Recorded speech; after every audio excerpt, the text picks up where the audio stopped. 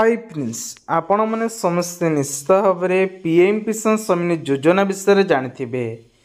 PM किसान सम्मान छुआ चाषी भाई एवं सीएम किसान छुआ बहुत बड़ खुशी खबर आसी फसल बीमा योजना जहाँकि 72 घंटा भितर आपण मानकु क्लेम करने मिल जाफल कि आपण मानकु चाषी तरफ सरकार को लेकिन दुईटी प्लेसमेंट कराई कि चाषी मानकु सब्सिडी मिल आमे जोटा को कहू पीएम किसान सम्मान योजना रे जोड़ित रही फसल बीमा योजना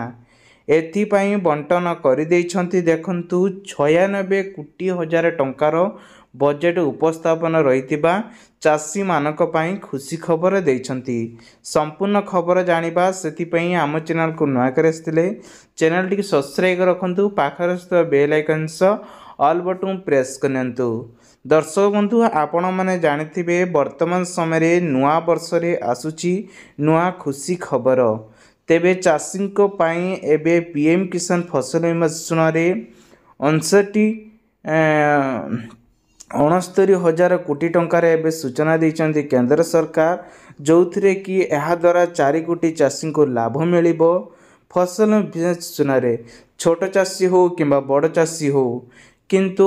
भागी चाषी मान को एथिरे टंका मिलिबो नाही बोली कहिसंती किंतु भागी चाषी माने जदि करिसंती चाष ताहले प्रकृति रे जहार चाष जमी से मालिक को देखई आपण माने तांको खाता रे टंकाटी नेकी एवं डिवाइडेशन करि परिबे जे आमे आपणक बिल को चाष करूथिलु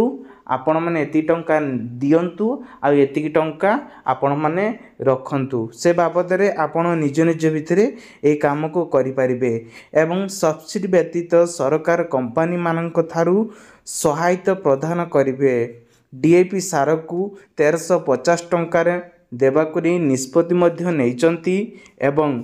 जहा द्वारा 3000 टंका थिला एथिपाई 38,000 कोटी टंकार एबे बजेट सब्सिडी दिया जिवो। या से क्षेत्र रे कृषकों को अतिरिक्त सब्सिडी मध्य कैबिनेट बैठक रे निष्पत्ति निया जाय।